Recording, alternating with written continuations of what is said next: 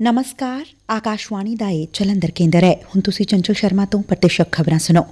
ਪਹਿਲਾਂ ਇਸ ਬੁਲੇਟਿਨ ਦੀਆਂ ਖਾਸ ਖਬਰਾਂ। ਪ੍ਰਧਾਨ ਮੰਤਰੀ ਨਰਿੰਦਰ ਮੋਦੀ ਨੇ ਵਿਕਸਿਤ ਭਾਰਤ 2047 ਯੁਵਾओं की आवाज ਪਹਿਲਕਦਮੀ ਦੀ ਸ਼ੁਰੂਆਤ ਕੀਤੀ। ਕਿਹਾ ਕਿ ਇਹ ਭਾਰਤ ਲਈ ਸਹੀ ਸਮਾਂ ਹੈ ਅਤੇ ਨੌਜਵਾਨਾਂ ਨੂੰ ਇਸ ਅੰਮ੍ਰਿਤਕਾਲ ਦੀ ਵਰਤੋਂ ਵਿਕਸਿਤ ਭਾਰਤ ਲਈ ਕਰਨੀ ਚਾਹੀਦੀ ਹੈ। ਸਰਵਉੱਚ ਅਦਾਲਤ ਨੇ ਧਾਰਾ 370 ਨੂੰ ਖਤਮ ਕਰਨ ਦੇ ਕੇਂਦਰ ਸਰਕਾਰ ਦੇ ਫੈਸਲੇ ਨੂੰ ਰੱਖਿਆ ਬਰਕਰਾਰ। ਪ੍ਰਧਾਨ ਮੰਤਰੀ ਨੇ ਸਰਵਉੱਚ ਅਦਾਲਤ ਦੇ ਫੈਸਲੇ ਨੂੰ ਇਤਿਹਾਸਕ ਕਰਾਰ ਦਿੱਤਾ ਅਤੇ ਪੰਜਾਬ ਦੀਆਂ ਮੰਡੀਆਂ ਵਿੱਚ ਝੋਨੇ ਦੀ ਆਮਦ ਅਤੇ ਖਰੀਦ ਕਾਰਜ ਸੁਚੱਜੇ ਢੰਗ ਨਾਲ ਨੇਪਰੇ ਚੜ੍ਹੇ। ਤੇ ਹੁਣ ਖਬਰਾਂ ਵਿਸਥਾਰ ਨਾਲ। ਪ੍ਰਧਾਨ ਮੰਤਰੀ ਨਰਿੰਦਰ ਮੋਦੀ ਨੇ ਕਿਹਾ ਕਿ ਭਾਰਤ ਲਈ ਇਹ ਸਹੀ ਸਮਾਂ ਹੈ ਜਦੋਂ ਨੌਜਵਾਨਾਂ ਨੂੰ ਵਿਕਸਿਤ ਭਾਰਤ ਬਣਾਉਣ ਲਈ ਇਸ ਅੰਮ੍ਰਿਤਕਾਲ ਦੀ ਵਰਤੋਂ ਕਰਨੀ ਚਾਹੀਦੀ ਹੈ। ਅੱਜ ਵਿਕਸਿਤ ਭਾਰਤ ਐਟ 2047 ਨੌਜਵਾਨਾਂ ਦੀ ਆਵਾਜ਼ ਦੀ ਵੀਡੀਓ ਕਾਨਫਰੰਸ ਰਾਹੀਂ ਸ਼ੁਰੂਆਤ ਕਰਦਿਆਂ ਪ੍ਰਧਾਨ ਮੰਤਰੀ ਮੋਦੀ ਨੇ ਜ਼ਿਕਰ ਕੀਤਾ ਕਿ ਭਾਰਤ ਦੇ ਇਤਿਹਾਸ ਵਿੱਚ ਇਹ ਉਹ ਸਮਾਂ ਹੈ ਜਦੋਂ ਦੇਸ਼ ਇੱਕ ਵੱਡੀ ਛਲਾਂਗ ਲਾਉਣ ਜਾ ਰਿਹਾ ਹੈ। ये भारत के इतिहास का वो कालखंड है जब देश एक क्वांटम जंप लगाने जा रहा है। हमारे इर्द गिर्द ही ऐसे अनेक देशों के उदाहरण हैं जिन्होंने एक तय समय में ऐसा ही क्वांटम जंप लेकर खुद को विकसित बना लिया। ਉਨ੍ਹਾਂ ਨੇ ਨੌਜਵਾਨਾਂ ਨੂੰ ਅਪੀਲ ਕੀਤੀ ਕਿ ਉਹ ਵਿਕਸਿਤ ਭਾਰਤ ਲਈ ਕੰਮ ਕਰਨ ਅਤੇ ਇਸ ਉਦੇਸ਼ ਨੂੰ ਧਿਆਨ ਵਿੱਚ ਰੱਖ ਕੇ ਆਪਣੇ ਟੀਚੇ ਅਤੇ ਸੰਕਲਪ ਤੈਅ ਕਰਨ। ਇਸ ਮੁਹਿੰਮ ਦਾ ਉਦੇਸ਼ ਭਾਰਤ ਨੂੰ ਵਿਕਸਿਤ ਭਾਰਤ ਬਣਾਉਣ ਲਈ ਦੇਸ਼ ਦੇ ਨੌਜਵਾਨਾਂ ਨੂੰ ਇਕਜੁੱਟ ਕਰਨਾ ਹੈ। ਪ੍ਰਧਾਨ ਮੰਤਰੀ ਮੋਦੀ ਨੇ ਕਿਹਾ ਕਿ ਹਰੇਕ ਵਿਅਕਤੀ, ਸੰਸਥਾ ਅਤੇ ਸੰਗਠਨ ਨੂੰ ਵਿਕਸਿਤ ਭਾਰਤ ਲਈ ਕੰਮ ਕਰਨ ਦਾ ਸੰਕਲਪ ਲੈਣਾ ਚਾਹੀਦਾ ਹੈ। ਉਨ੍ਹਾਂ ਕਿਹਾ ਕਿ ਅਜਿਹੀ ਪੀੜ੍ਹੀ ਤਿਆਰ ਕਰਨੀ ਹੋਵੇਗੀ ਜੋ ਆਉਣ ਵਾਲੇ ਸਾਲਾਂ 'ਚ ਦੇਸ਼ ਦੀ ਅਗਵਾਈ ਕਰਨ ਅਤੇ ਇਸ ਨੂੰ ਦਿਸ਼ਾ ਦੇਣ ਦੇ ਸਮਰੱਥ ਹੋਵੇ। ਸ਼੍ਰੀ ਮੋਦੀ ਨੇ ਇਸ ਵਰਕਸ਼ਾਪ ਦਾ ਆਯੋਜਨ ਕਰਨ ਵਾਲੇ ਸਾਰੇ ਰਾਜਪਾਲਾਂ ਨੂੰ ਵਧਾਈ ਦਿੱਤੀ। ਰਾਜ ਭਵਨ ਚੰਡੀਗੜ੍ਹ ਵਿੱਚ ਹੋਏ ਵਿਕਸਿਤ ਭਾਰਤ 2047 ਯੁਵਾओं की आवाज ਪਹਿਲਕਦਮੀ ਸਬੰਧੀ ਸਮਾਗਮ 'ਚ ਸਿੱਖਿਆ ਖੇਤਰ ਨਾਲ ਜੁੜੀਆਂ ਕਈ ਨਾਮਵਰ ਸ਼ਖਸੀਅਤਾਂ ਨੇ ਹਿੱਸਾ ਲਿਆ। ਪੰਜਾਬ ਕੇਂਦਰੀ ਯੂਨੀਵਰਸਿਟੀ ਬਠਿੰਡਾ ਦੇ ਵਾਈਸ ਚਾਂਸਲਰ ਪ੍ਰੋਫੈਸਰ ਰਾਘਵੇਂਦਰ ਪ੍ਰਸਾਦ ਤਿਵਾਰੀ ਨੇ ਕਿਹਾ ਕਿ ਗੁਰੂਕੁਲ ਪ੍ਰਣਾਲੀ ਪ੍ਰਧਾਨ ਮੰਤਰੀ ਦੇ ਵਿਕਸਿਤ ਭਾਰਤ ਦੇ ਸੁਪਨੇ ਨੂੰ ਪੂਰਾ ਕਰਨ ਵਿੱਚ ਮਦਦਗਾਰ ਬਣ ਸਕਦੀ ਹੈ। इसमें विश्वविद्यालयों महाविद्यालयों की भूमिका बहुत ही महत्वपूर्ण हो जाती है क्योंकि ये लर्नर सेंट्रिक और भारत सेंट्रिक शिक्षा पद्धति अपनाने से ही हम कार्य की सिद्धि कर सकते हैं। जो हमारी गुरुकुल शिक्षा पद्धति थी उसके जो मूल लक्षण थे उन सभी लक्षणों को हमें गुरु शिष्य परंपरा को हमें सभी शैक्षणिक संस्थानों में पुनर्स्थापित करने से ही हम इस कार्य को सिद्धि तक ले जा सकते हैं। और इसके लिए हमारे युवा वर्ग जिनको हम सिखा रहे हैं उनको एम्पावर करके उनमें कौशल विकास करके हमारे देश में जिस तरह की कौशल की आवश्यकता है हमें अपनी अर्थव्यवस्था को सुधारने के लिए, अपनी सामाजिक व्यवस्था को सुधारने के लिए, देश के अन्य पक्षों को सुधारने के लिए ये युवा हेतु बन सकते हैं।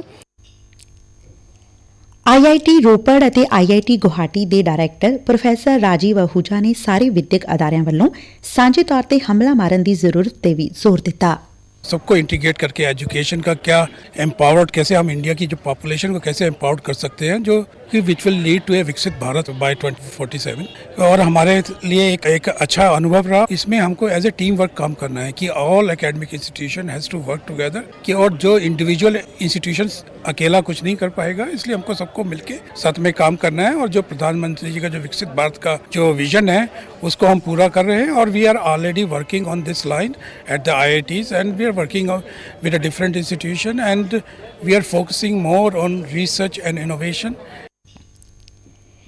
ਇੱਕ ਇਤਿਹਾਸਕ ਫੈਸਲੇ ਵਿੱਚ ਸਰਵਉੱਚ ਅਦਾਲਤ ਨੇ ਭਾਰਤ ਦੇ ਸੰਵਿਧਾਨ ਦੀ ਧਾਰਾ 370 ਨੂੰ ਰੱਦ ਕਰਨ ਦੇ ਕੇਂਦਰ ਦੇ ਫੈਸਲੇ ਨੂੰ ਬਰਕਰਾਰ ਰੱਖਿਆ ਹੈ, ਜਿਸ ਤਹਿਤ ਪੁਰਾਣੇ ਜੰਮੂ ਅਤੇ ਕਸ਼ਮੀਰ ਦੇ ਰਾਜ ਨੂੰ ਵਿਸ਼ੇਸ਼ ਦਰਜਾ ਦਿੱਤਾ ਗਿਆ ਸੀ। ਕੇਂਦਰ ਨੇ ਸਾਲ 2019 ਵਿੱਚ ਧਾਰਾ 370 ਨੂੰ ਰੱਦ ਕਰ ਦਿੱਤਾ ਸੀ ਅਤੇ ਰਾਜ ਨੂੰ 2 ਕੇਂਦਰ ਸ਼ਾਸਿਤ ਪ੍ਰਦੇਸ਼ਾਂ ਜੰਮੂ ਕਸ਼ਮੀਰ ਅਤੇ ਲੱਦਾਖ 'ਚ ਵੰਡ ਦਿੱਤਾ ਸੀ। ਚੀਫ ਜਸਟਿਸ DY ਚੰਦਰਚੂੜ ਦੀ ਅਗਵਾਈ ਵਾਲੀ 5 ਜੱਜਾਂ ਦੀ ਸੰਵਿਧਾਨਕ ਬੈਂਚ ਦਾ ਇਹ ਫੈਸਲਾ 4 ਸਾਲ ਪਹਿਲਾਂ ਧਾਰਾ 370 ਨੂੰ ਖਤਮ ਕਰਨ ਦੇ ਕੇਂਦਰ ਦੇ ਕਦਮ ਨੂੰ ਚੁਣੌਤੀ ਦੇਣ ਵਾਲੀਆਂ ਪਟੀਸ਼ਨਾਂ ਦੇ ਜਵਾਬ ਵਿੱਚ ਆਇਆ ਹੈ। ਫੈਸਲਾ ਸੁਣਾਉਂਦਿਆਂ ਜਸਟਿਸ ਚੰਦਰਚੂੜ ਨੇ ਕਿਹਾ ਕਿ ਸੰਵਿਧਾਨ ਦੀ ਧਾਰਾ 370 ਅਸਥਾਈ ਪ੍ਰਬੰਧ ਸੀ ਅਤੇ ਰਾਸ਼ਟਰਪਤੀ ਕੋਲ ਇਸ ਨੂੰ ਰੱਦ ਕਰਨ ਦਾ ਅਧਿਕਾਰ ਹੈ। ਅਦਾਲਤ ਨੇ ਕਿਹਾ ਕਿ ਜੰਮੂ ਕਸ਼ਮੀਰ ਦੀ ਦੂਜੇ ਰਾਜਾਂ ਤੋਂ ਵੱਖ ਕੋਈ ਅੰਦਰੂਨੀ ਪ੍ਰਭੂ ਸੱਤਾ ਨਹੀਂ ਹੈ ਅਤੇ ਭਾਰਤੀ ਸੰਵਿਧਾਨ ਦੇ ਸਾਰੇ ਪ੍ਰਬੰਧ ਜੰਮੂ ਕਸ਼ਮੀਰ ਤੇ ਲਾਗੂ ਹੁੰਦੇ ਨੇ। ਸੰਵਿਧਾਨਕ ਬੈਂਚ ਦੇ ਹੋਰ 4 ਜੱਜਾਂ ਵਿੱਚ justice Sanjay Kishan call, Sanjeev Khanna, BR Gavai ਅਤੇ ਸੂਰਿਆਕਾਂਤ ਸ਼ਾਮਲ ਸਨ। ਜੱਜਾਂ ਨੇ 3 ਵੱਖ-ਵੱਖ ਫੈਸਲੇ ਦਿੱਤੇ ਪਰ ਅੰਤਮ ਫੈਸਲਾ ਸਰਵਸੰਮਤੀ ਨਾਲ ਹੋਇਆ। ਸਰਵਉੱਚ ਅਦਾਲਤ ਨੇ ਕਿਹਾ ਕਿ ਜੰਮੂ ਕਸ਼ਮੀਰ ਨੂੰ ਜਲਦ ਤੋਂ ਜਲਦ ਰਾਜ ਦਾ ਦਰਜਾ ਬਹਾਲ ਕੀਤਾ ਜਾਣਾ ਚਾਹੀਦਾ ਹੈ। ਬੈਂਚ ਨੇ ਚੋਣ ਕਮਿਸ਼ਨ ਨੂੰ ਸਤੰਬਰ 2024 ਤੱਕ ਚੋਣਾਂ ਕਰਵਾਉਣ ਦਾ ਵੀ ਨਿਰਦੇਸ਼ ਦਿੱਤਾ ਹੈ।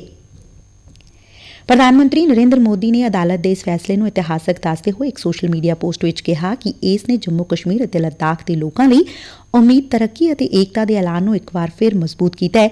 ਪ੍ਰਧਾਨ ਮੰਤਰੀ ਨੇ ਕਿਹਾ ਕਿ ਅਦਾਲਤ ਨੇ ਸਮਝਦਾਰੀ ਨਾਲ ਏਕਤਾ ਦੀ ਉਸ ਭਾਵਨਾ ਨੂੰ ਮਜ਼ਬੂਤ ਕੀਤਾ ਹੈ ਜੋ ਭਾਰਤ ਦੇ ਲੋਕਾਂ ਨੂੰ ਇੱਕ ਦੂਜੇ ਨਾਲ ਜੋੜ ਕੇ ਰੱਖਦੀ ਹੈ।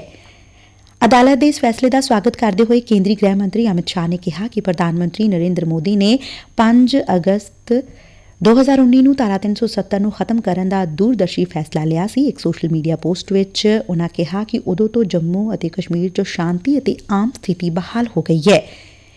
ਇਸੇ ਦੌਰਾਨ ਐਡਵੋਕੇਟ ਅਭਿਸ਼ੇਕ ਮਲਹੋਤਰਾ ਨੇ ਸੁਪਰੀਮ ਕੋਰਟ ਦੇ ਇਸ ਫੈਸਲੇ ਨੂੰ ਇਤਿਹਾਸਕ ਦੱਸਦਿਆਂ ਕਿਹਾ ਕਿ ਇਸ ਨਾਲ ਦੇਸ਼ ਵਿਰੋਧੀ ਤਾਕਤਾਂ ਨੂੰ ਵੀ ਇੱਕ ਸਬਕ ਮਿਲਿਆ ਹੈ। ਸ਼ਲਾਘਾਯੋਗ ਕਦਮ ਹੈ ਤੇ ਅਸੀਂ ਇਸ ਸਾਰੇ ਫੈਸਲੇ ਨੂੰ ਬਹੁਤ ਚੰਗਾ ਫੈਸਲਾ ਮੰਨਦੇ ਹਾਂ ਕਿ ਜਿਹਦੇ ਨਾਲ ਲੋਕਾਂ ਦੀ ਜਿਹੜੀ ਆਸਾਂ ਨੂੰ ਪੂਰਾ ਕਰਨ ਵਾਲਾ ਤੇ ਸਰਕਾਰ ਦਾ ਜਿਹੜਾ ਬਿਲਕੁਲ ਜੋ ਕਦਮ ਸੀਗਾ ਉਹਦੇ ਤੇ ਇੱਕ ਪੱਕੀ ਮੋਹਰ ਲਗਾ ਦਿੱਤੀ ਤੇ ਇਸ ਫੈਸਲੇ ਨਾਲ ਜਿਹੜੀ ਦੇਸ਼ ਵਿਰੋਧੀ ਤਾਕਤਾਂ ਹੈ ਉਹਨਾਂ ਨੂੰ ਵੀ ਇੱਕ ਬਹੁਤ ਚਪੇੜ ਵੱਜੀ ਹੈ ਜੋ ਸਰਕਾਰ ਦੇ ਹਰ ਕਦਮ ਨੂੰ for the sake of the opposition ਹਰ ਚੀਜ਼ ਨੂੰ ਅਸੀਂ ਅਪੋਜ਼ ਕਰਦੇ ਹਾਂ। ਦੇਸ਼ ਦੇ ਹਿੱਤ ਨੂੰ ਪਿੱਛੇ ਛੱਡ ਕੇ ਅਸੀਂ ਆਪਣੇ ਰਾਜਨੀਤਿਕ ਹਿੱਤਾਂ ਨੂੰ ਅੱਗੇ ਕਰਨ ਲਈ ਅਸੀਂ ਹਰ ਚੀਜ਼ ਨੂੰ ਅਪੋਜ਼ ਕਰਦੇ ਹਾਂ। ਇਹ ਉਹਨਾਂ ਲਈ ਵੀ ਇੱਕ ਸਬਕ ਹੈ ਕਿ ਅਸੀਂ ਉਹਨੂੰ ਹਰ ਚੀਜ਼ ਨੂੰ ਸੁਪਰੀਮ ਕੋਰਟ ਨਹੀਂ ਲੈ ਕੇ ਜਾ ਸਕਦੇ। ਸੁਪਰੀਮ ਕੋਰਟ ਨੇ ਉਸ ਚੀਜ਼ ਵੱਲ ਵੀ ਬੜਾ ਇੱਕ ਅੱਛਾ ਕਦਮ ਲਿੱਤਾ ਹੈ ਕਿ ਅੱਗੇ ਤੋਂ ਕੋਈ ਬੰਦਾ ਰਾਜਨੀਤਿਕ ਵਿਰੋਧ ਕਰਨ ਵਾਸਤੇ ਇਦਾਂ ਦੇ ਜਿਹੜੇ ਦੇਸ਼ ਹਿੱਤ ਦੇ ਫੈਸਲਿਆਂ ਦਾ ਕਿਸੇ ਨੂੰ ਚੈਲੰਜ ਕਰਨ ਲਈ 100 ਵਾਰ ਸੋਚੇਗਾ। ਪ੍ਰਦੇਸ਼ਕ ਖਬਰਾਂ ਤੁਸੀਂ ਆਕਾਸ਼ਵਾਣੀ ਜਲੰਧਰ ਤੋਂ ਸੁਣ ਰਹੇ ਹੋ।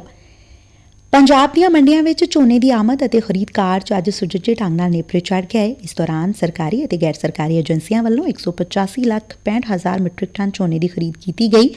ਪੰਜਾਬ ਮੰਡੀ ਬੋਰਡ ਦੇ ਚੇਅਰਮੈਨ ਹਰਚੰਦ ਸਿੰਘ ਬਰਸਟ ਨੇ ਇਹ ਜਾਣਕਾਰੀ ਦਿੱਤੀ।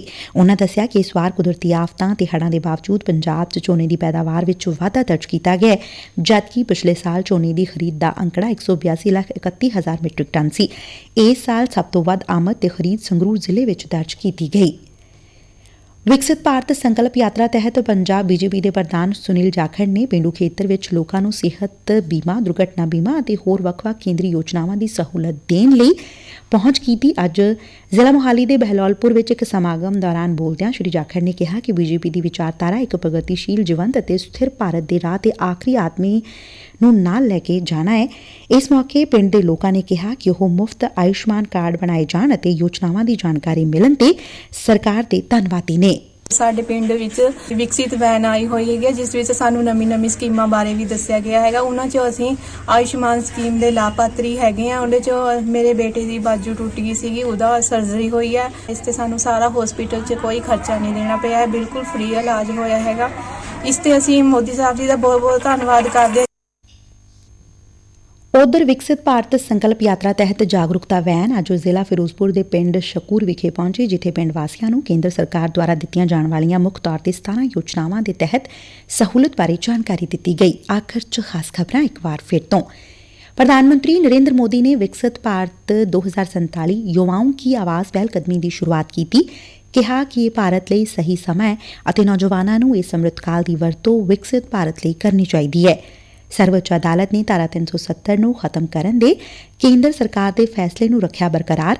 ਪ੍ਰਧਾਨ ਮੰਤਰੀ ਮੋਦੀ ਨੇ ਸਰਵਉੱਚ ਅਦਾਲਤ ਦੇ ਫੈਸਲੇ ਨੂੰ ਇਤਿਹਾਸਕ ਕਰਾਰ ਦਿੱਤਾ ਅਤੇ ਪੰਜਾਬ ਦੀਆਂ ਮੰਡੀਆਂ ਵਿੱਚ ਝੋਨੇ ਦੀ ਆਮਦ ਅਤੇ ਖਰੀਦ ਕਾਰਜ ਸੁਚੱਜੇ ਢੰਗ ਨਾਲ ਨੇਪਰੇ ਚੜ੍ਹੇ। ਇਸ ਦੇ ਨਾਲ ਹੀ ਪ੍ਰਦੇਸ਼ਕ ਖਬਰਾਂ ਖਤਮ ਹੋਈਆਂ। ਨਮਸਕਾਰ।